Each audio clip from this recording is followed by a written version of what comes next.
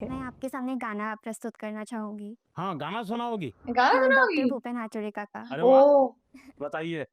दोस्तों Sis का from Assam. रे हकुन रहन हानि मोदी जी की भी फेवरेट है भूपेन हजारिका। रे है Sis singing Mooliya Bhupendra song in front of Modi. पानी। Wow. वाह! Wow. आह! क्या अर्थ होता है इसका?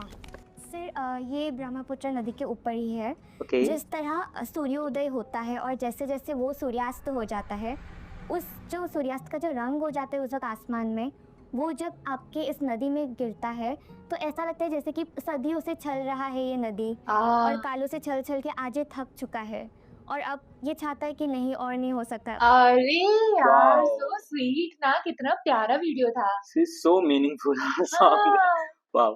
So nice.